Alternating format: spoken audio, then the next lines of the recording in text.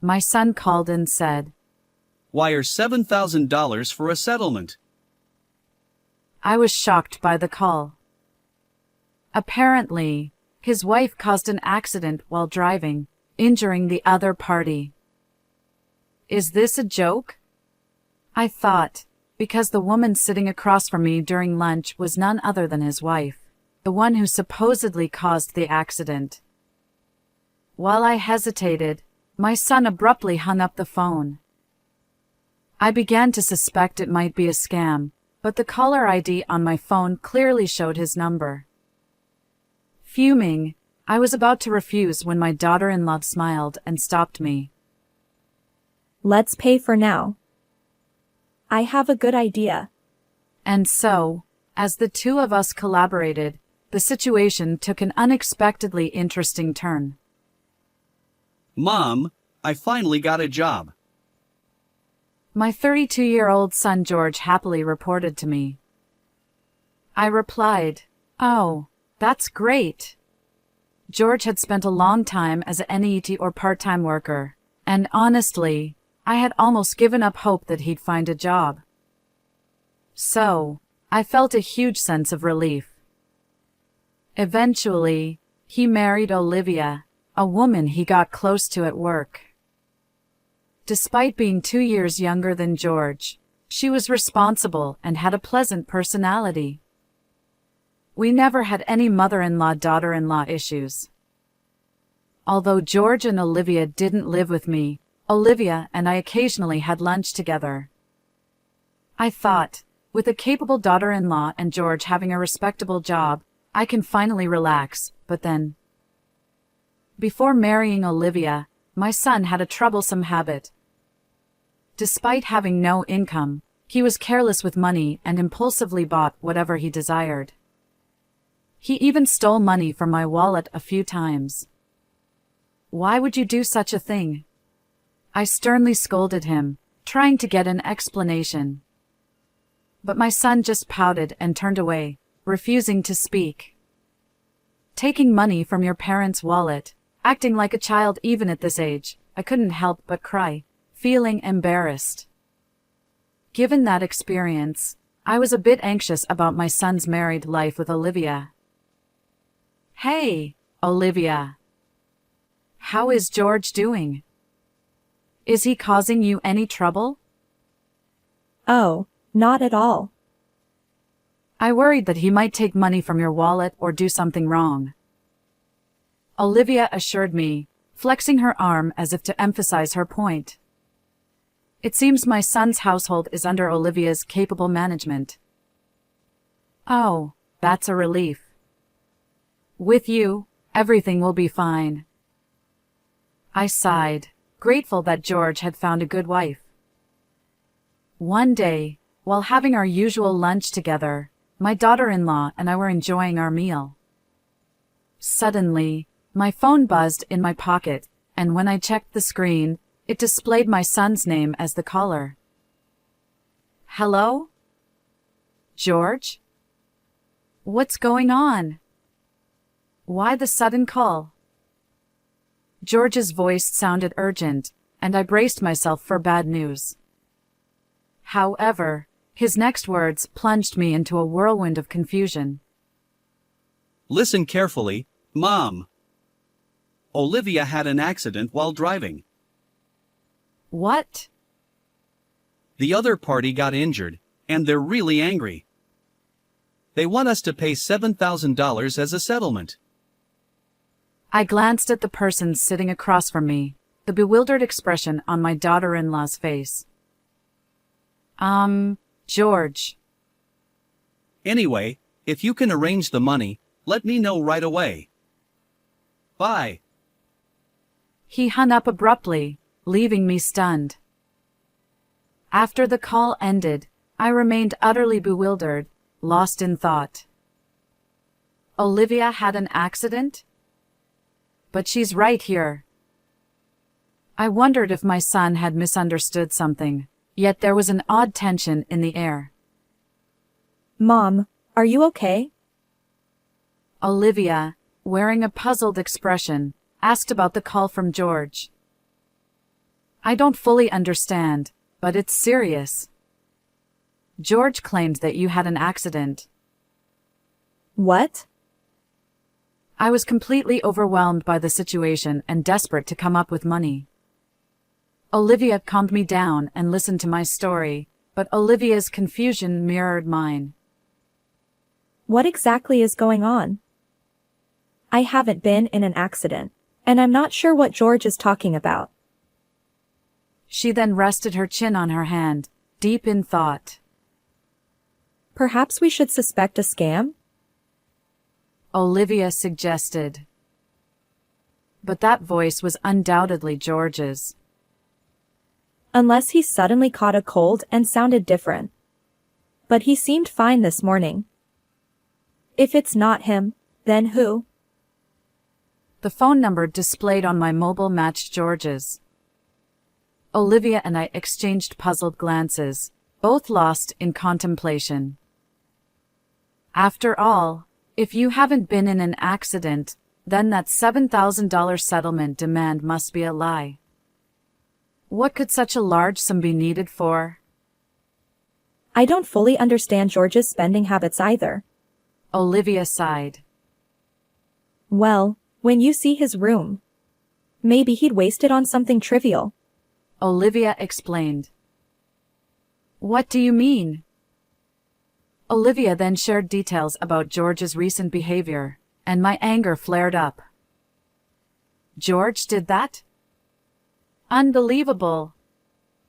I won't stand for it. I grabbed my phone, intending to call George and give him a piece of my mind. But Olivia gently stopped me with a smile. No need. Let's pay first. Why? I've got a plan. Olivia said, her eyes twinkling. Hearing her revenge scheme for George, I couldn't help but grin. That sounds intriguing. Let's teach him a lesson. Exactly. It's time to put him in his place. Olivia declared. And so, Olivia and I joined forces, ready to leave George speechless. 3 hours later, I pretended to be deceived and called my son back. I've got the $7,000 ready. Let's meet in person for the exchange. Wait a minute. I said to wire the money. No, it won't work that way. Nowadays, banks scrutinize large wire transfers. It's more reliable to hand it over directly. Okay. Where should we meet? I specified the meeting location and prepared a paper bag with the $7,000. Sorry for the wait. My son appeared awkwardly, accompanied by an unfamiliar man. Who's this? I'm James. I'm the one his wife hit with her car. The man claiming to be the accident victim, James, had a rugged face with visible scars.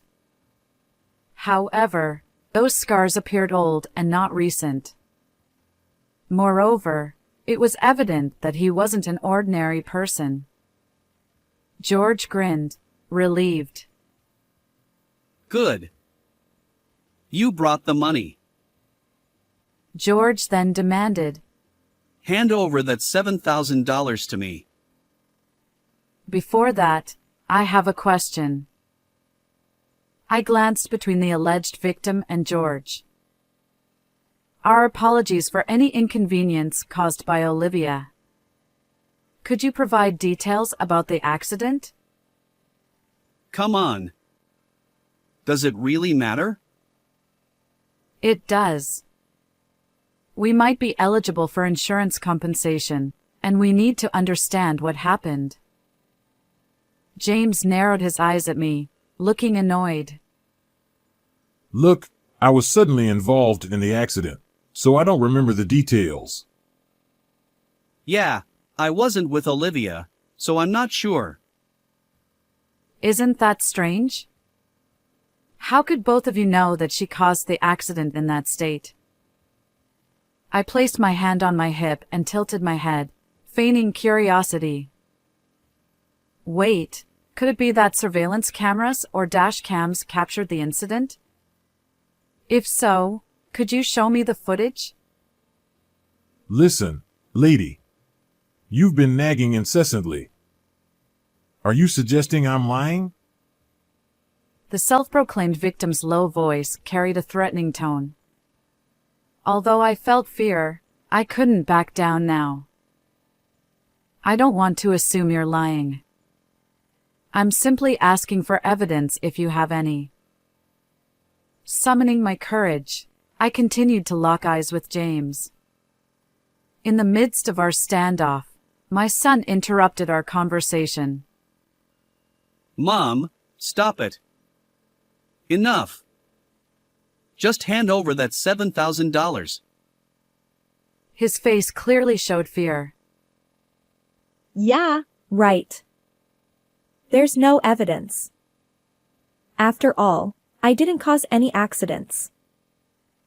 Then, George was utterly shocked by the appearance of someone.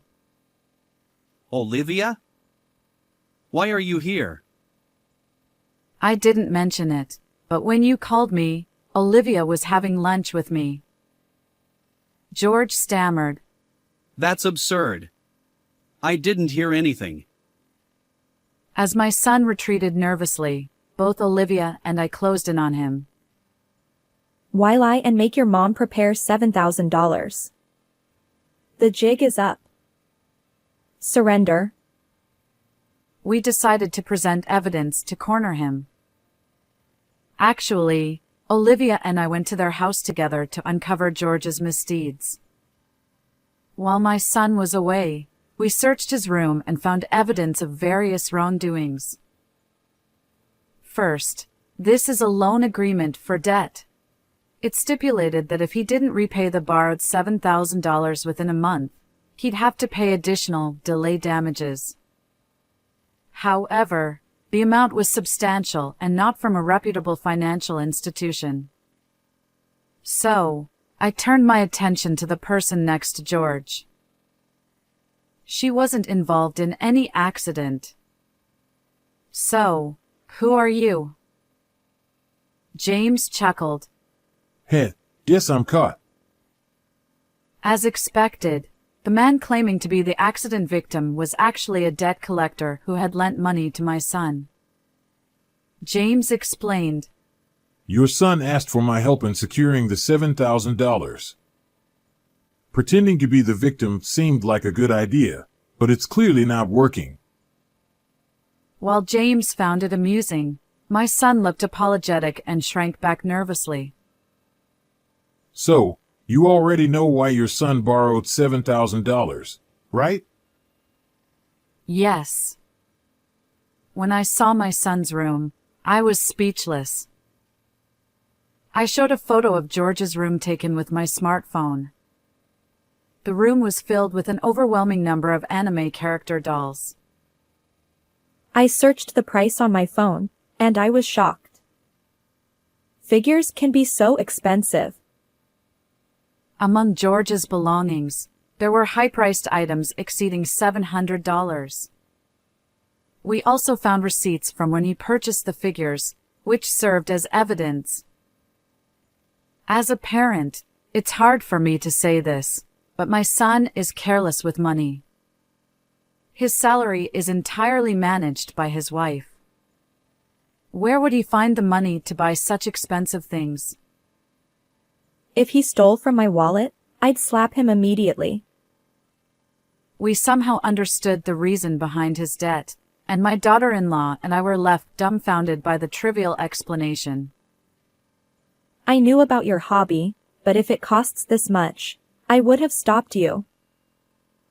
Well, what else could I do? Figures are like works of art, once in a lifetime. If you don't buy them at that moment, you might never get such rare items. Olivia glared at our son with a mix of surprise and anger. George, on the verge of tears, desperately tried to justify himself. I understand that feeling. So, you'll forgive me, right? With that $7,000, I can finally be free from debt. But George, borrowing money from questionable sources and making reckless purchases can lead your life astray. After delivering my message, I tossed a paper bag at George. He caught it, and as he checked the contents, his eyes widened in shock. What's this? Just newspaper cut into the shape of bills? I'm not that kind-hearted to prepare $7,000 when I know I'm being deceived. James chimed in, amused. Well, well, things have taken a turn. So, George, isn't this a different story? George, holding the newspaper-made bundle, looked pale and bewildered. Hearing James's smug voice, he trembled. Olivia was furious with my son too. Using my name to swindle money from my beloved mom. I can't believe it. I'm divorcing you. And I'm considering severing our family ties, I added. George stammered. Wait, both of you. Despite George's tearful pleas, Olivia and I shook off his grasp and left the scene. Behind me, I heard George sobbing while James burst into laughter. Afterward, I advised George to sell all the figures in his room and use that money to repay the debt. He seemed deeply troubled, but he accepted the advice and managed to raise the $7,000 to pay James back. I decided to sever ties with my son, but before doing so, I offered one last piece of advice. From now on, live an honest life. However, George's collector's instinct persisted, leading him to repeat the cycle of debt and find himself pursued by loan sharks. Olivia, once his wife, divorced him long ago, but we still enjoy lunches together. Reflecting on George's story, Olivia remarked, Changing one's way of life isn't so simple for humans. and we shared a laugh. While watching her smile, I silently wished for Olivia's happiness. How did you find this story? Don't forget to subscribe to our channel. Until next time.